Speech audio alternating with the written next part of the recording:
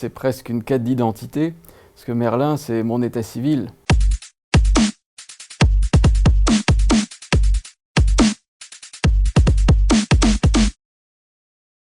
J'ai voulu essayer de savoir qui était vraiment le vrai Merlin. Il y a l'enchanteur, le prophète du Graal qu'on connaît du XIIe siècle, mais à l'origine, Merlin, c'est un barde. Il a vu mourir son roi, ses compagnons d'armes massacrés par une armée rivale, et le ciel lui est tombé sur la tête. Il est devenu fou, on dit qu'il s'est précipité dans la première forêt qu'il a trouvée. Et il a vécu en compagnie des bêtes pendant 3 ou 50 ans, ça varie selon les récits. Et j'ai voulu essayer de partir sur ses traces.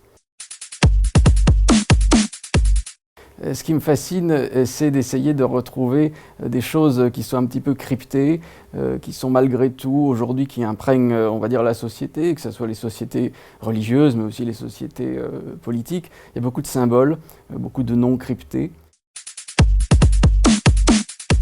C'est donner à voir, à penser, montrer une sorte de rébus.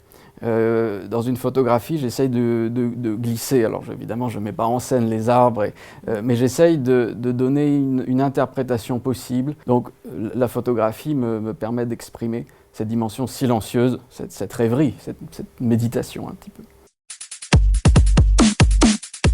Il s'adresse, alors on peut dire aux amoureux de l'Écosse, évidemment, ça d'un point de vue géographique, à ceux qui aiment la légende, ceux qui aiment le rêve, et ceux qui ont envie de comprendre un petit peu, d'aller au-delà des apparences, de se laisser porter dans un autre monde.